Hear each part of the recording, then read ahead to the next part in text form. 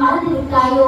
இத்தனை இச்சைகளை செய்யும் கொடூரங்களுக்கு மிருகங்கள் என்று பெயரை சூட்டுகிறீர்களே, எந்த மிருகமாவது தன் இனக்குட்டியிடம் தன் இச்சையை தீர்த்துக் கொள்கிறதா? இல்லை, இல்லவே இல்லை. மனிதன் மட்டும்தான் பெண்களின் மீது தனது இச்சையை தீர்த்துக் கொள்ள பாலியல் தொந்தரவுகளை செய்து கொண்டிருக்கிறார். இன்றைய காலத்தில் குழந்தைகளை கூட பக்கத்து வீட்டில் அனுப்ப முடியாத நிலையில் தான் நாம் இருந்து கொண்டிருக்கிறோம். ஆம்தானே?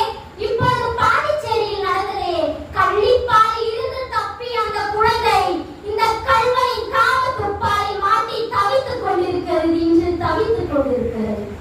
என் கல்வனை இன்று இந்த பெண்கள் ஆதரவற்று நின்று கொண்டிருக்கிறார்கள். இவர்களின் கள்ளிப்பாலில் தப்பித்த குழந்தை இன்று காமத்துப்பாலில் சிக்கி தவித்துக் கொண்டிருக்கிறது. இதற்கு எப்பொழுது தீர்வு வரும்? ஏன் இந்த மகளிர் தினம் கொண்டாடுகிறீர்கள்? பெண்கள் விடுதலையாக இருக்கிறார்கள் என்பதா?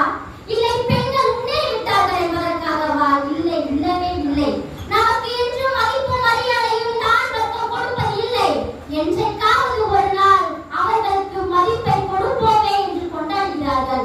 ஆனால் நேற்று நடந்த நிகழ்வு தேனி மாவட்டத்தில் கஞ்சா அடித்துவிட்டு ஒரு பெண்ணிடம் தவறாக நடந்த முயன்றவனை காவல்துறையிடம் அறிவித்த பெண்ணை இரும்பு வாளினால் தலையில் அடித்தானே.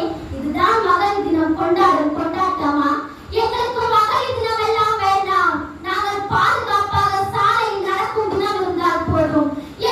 உங்களை மாறி மதித்தால் போதும். ஆணும் பெண்ணும் சரிநிக சமம் என்று வெறும் வெற்று வார்த்தைகளாக தான் கூறிக்கொண்டிருக்கிறீர்கள். இன்றளவும்